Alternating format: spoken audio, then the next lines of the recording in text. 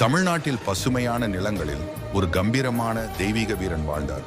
அவர் சிவபெருமான் மற்றும் பார்வதியின் மகனான முருகன் ஆவார். சிவபெருமான் தனது தெய்வீக சக்தியை தீயில் செலுத்தி அதிலிருந்து முருகன் பிறந்தார்.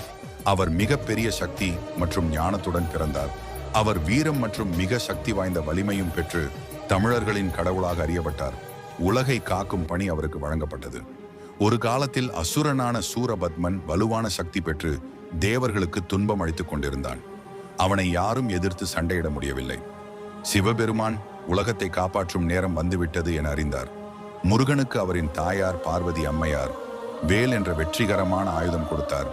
அந்த ஆயுதம் அவருக்கு அனைத்து தீமைகளையும் அழிக்க உதவியது. முருகன் தனது தந்தை சிவபெருமான் மற்றும் தாய் பார்வதியால் வழிகாட்டப்பட்டு சூரபத்மனை எதிர்கொண்டு பரபரப்பான போர் செய்தார்.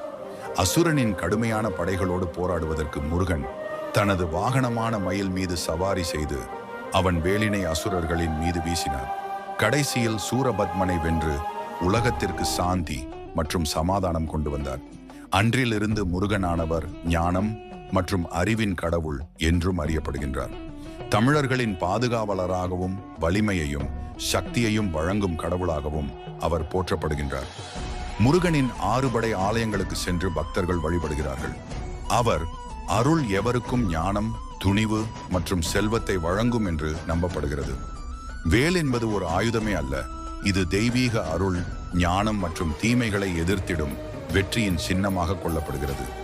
முருகனின் அருள் மிகப்பெரிய சக்தி கொண்டதாக நம்பப்படுகிறது. அவரை பக்தியுடன் வழிபட்டவர்கள் அவருடைய அருளை அனுபவிக்கின்றனர்.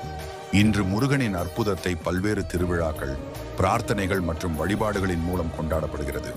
அவர் பேரரசு, துணிவு மற்றும் ஞானம் மனிதர்களை ஈர்க்கிறது.